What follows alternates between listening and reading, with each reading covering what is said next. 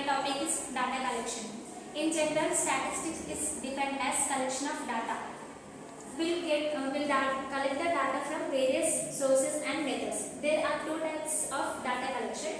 First one is primary data and second one is secondary data. Primary data means the investigator personally approaches the who need to collect the data. There are four types in primary data. First one is direct personal interview. In this method, the investigator personally approaches the respondent and collect the reliable data. There are merits and demerits in the direct personal interview. Merits are the data will be accurate and exact, and the second one is it is more reliable. There is no misunderstanding between the investigator and respondent. And there are also demerits.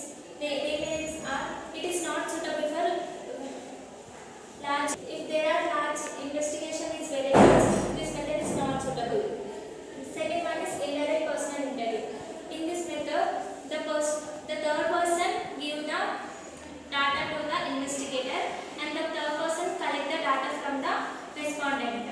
In this method also there are some merits and demerits. Merits are and demerits are the information may be unbiased. The third person may be unbiased. In the absence of respondent and investigator, the information will be misunderstandable. And the mail questionnaire method. In this method, the investigator sends the questions through the mail to the respondent. The respondent should check the questionnaire and fill the answers and return back the mail to the respondent should mail them back. In this method also there are some merits and demerits. Merits this method is suitable for educated persons and time and money saving method. Demerits it only understood by educated people, not by uneducated persons. And last one is information through local agencies. Information through local agencies means some local agencies and correspondents are appointed in different areas. It usually used by CBI, police investigation. Like there are some merits and demerits. Merits are if the information need to be wide, it is useful. And the demerits, the agencies or correspondents may be liable and the information is not accurate. And secondary data.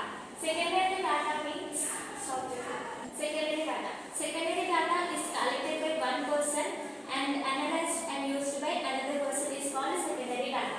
In secondary data there are two methods, published and unpublished. In published, like international, national, semi-government, like published.